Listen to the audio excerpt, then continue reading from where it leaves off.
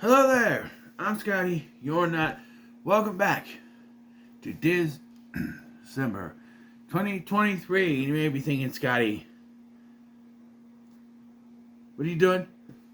This is not Disney.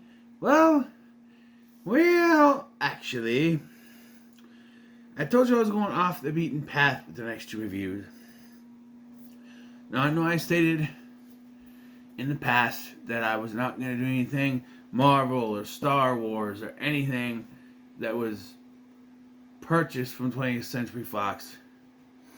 To a point, I want to keep to that. I'm going to keep 20th Century Fox. If it's something came out in 1995, I'm not going to say, oh, Dis-Cember. Unless it's something that you could market like Turner and Hooch or Splash.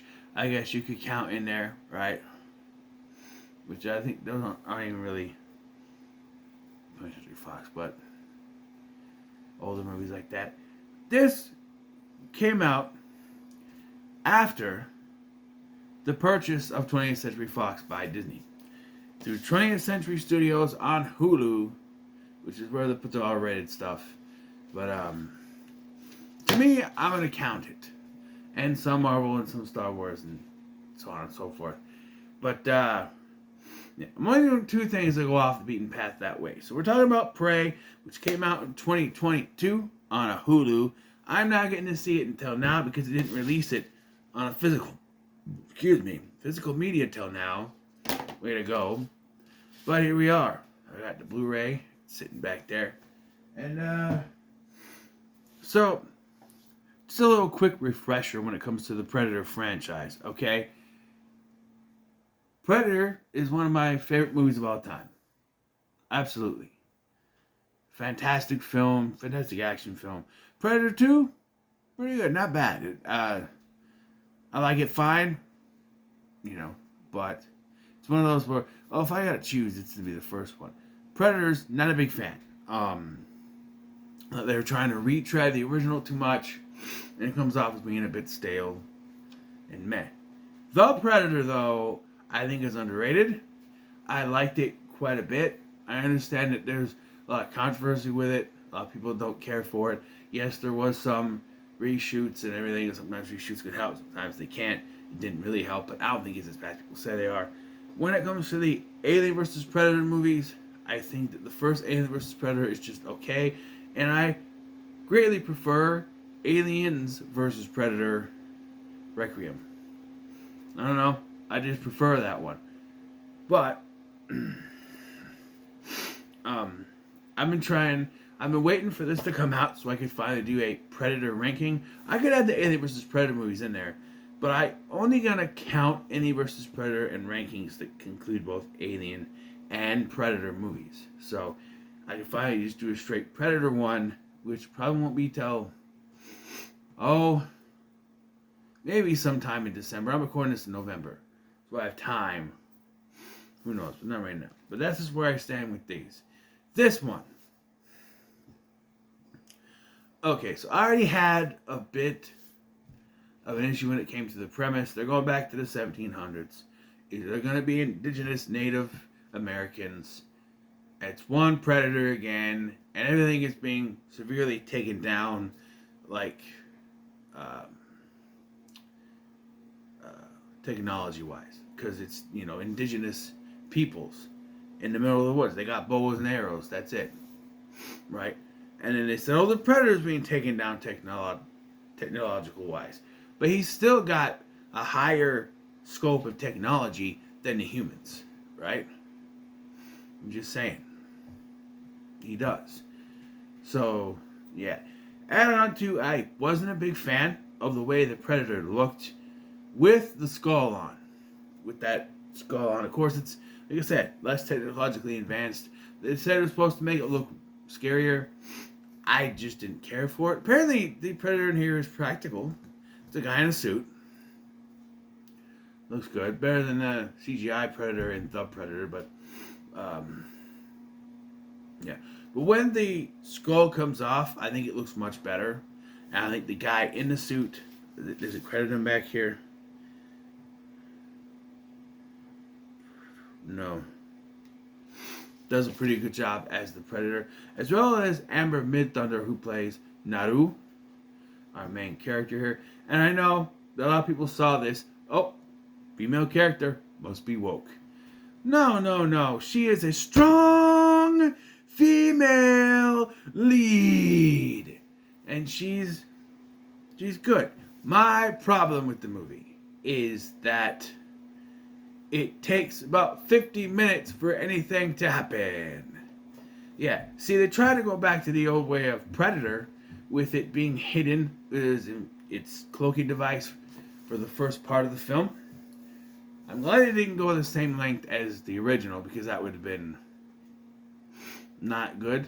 They do eventually just show the creature. 50 minutes in, they do. But it's mostly in shadow and following Naru and her peoples. And look, in the original Predator, you could do our Predator in the shadow hiding with its cloaking device just fine, because our characters were very good to follow. They cracked jokes. They were very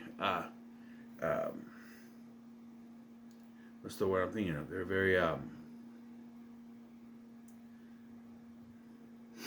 very fun to follow. They're great character actors. Here, we're following a bunch of indigenous people. They're talking between Comanche and American, or English, excuse me, in English. But there's very little dialogue sometimes. There's a lot of times where you just follow Naru in the, in the woods and stuff. Like, the beginning of this film, I was like, really, are you joking with this opening? It's just her in the woods. Until it caught me when she sees this cloud thing above, and then the credits pop up as it was like an older movie, like Prey, a 20th Century Studios film, whatever. But yeah, and it's just kind of boring at first to me. And add on to that the way her people treats her, like she wants this. She thinks that the Predator is this big legend of theirs that she wants it to be for her big hunt that she goes on. So there's that. But then they treat her, because back then women were not as equal as they are now to men. So, but like when she refuses to go back, this dude just beats the crap out of her. I don't think that it's her brother Matabe. It's another guy that just beats the crap out of her. But yeah.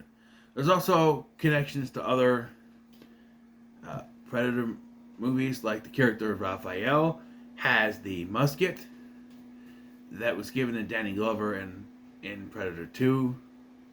And apparently one of the Comanches here is supposed to be an ancestor or connected to Billy from the first one. Billy's supposed to be his reincarnation. I guess can't be an ancestor because he dies, but I guess there is some decent kills in here. The guy gets, you get pieces of body pieces, cut off, and I don't like Raphael's kill because he decides to play dead, right? And then they decide to go around of, the Predator steps on him, and then he freaks out, and then the Predator kills him. Why did the Predator have to step on him? Like, what's the point of him playing dead, playing possum, playing dead, if they're just gonna have him killed like 2 seconds later? Just have it be there and get killed. What's the point? Right? And of course, it comes down to Naru and the Predator. We get some quotes like, come on, do it, come on. If it bleeds, you can kill it. That sort of thing. Yeah. We don't actually get this look with the stuff on her face until the end, because that's the Predator's blood spread on. But yeah. I had a decent time with this movie. I liked the score very, very much. It's an indigenous type score, a lot of drums and stuff. It works. It just, I don't know. There's a lot of high praise for this movie that I thought was just okay. And from the trailers, that I saw, I wasn't impressed to begin with. I was like, okay, this looks generic to me. It just looks like, hey, what can we do for not that much money? Set it in the woods, one predator, that's cheap, and some people, that there's more to the cast than I thought there was, but the trailers just showed her and the predator. I'm like, oh, this is going to be boring. There is a lot to it, and there's a lot more done with it. But I feel like when it comes to the Predator movies, the first one obviously is much better. And I would even put 2 and The Predator over this. I know, string me up. I know a lot of people hate that movie, but I didn't mind it. And, it's better than Predators. But, I don't know. I liked it. I'll say I liked it. Okay? I liked it, but I just thought it was okay to me. It's not anything to write home about for me anyway, but for what it was, I enjoyed it. I liked the action, the action scenes. There's a scene towards the beginning that made me go, oh, and that's when the dog gets a tail stuck in a bear trap. And I went, oh. And then the next scene, he's just wagging his tail around and nothing happened. I'm like, oh. And I come to find out that this dog was not really trained to be an acting dog. And that explains why it was wagging its tail after it got hurt. Yeah. I was a little bit concerned because the first big fight they had was with a bear. I'm like, a bear? And it's a CGI bear. So that shows you that. I'm like, really, a bear? A movie with a predator in it, we got a bear? The bear does fight with the predator, but the predator's cloaked the entire time. That's the issue. But, I guess it works to have to do a composite with the guy in the predator suit and that, or even do a CGI version of the guy, of the predator suit. I guess it works that way, but I don't know. It's kind of like Supergirl fighting an invisible dragon thingy. Why can't we just see what it is, And I digress. I'm going to give this a very high middle of the road. For me, it's good, but not good enough to be considered one of the better ones, which I already said. Predator, Predator 2, and The Predator are up there. Better than Predators. So there's that ranking if you want to kind of put it together in your head. But I was not disappointed because I didn't have high hopes for this. And it's something that bears repeat watching. Maybe one day I'll put it back on again and just, put it on and see how it is. But, yeah, it's fine. So, what are your thoughts on Prey? Let me know in the comments below. Make sure to like, share, and subscribe. And up next, we do a review with glorious purpose. Until then, thank you for watching. I've been Scotty, and I'll see you in the next one.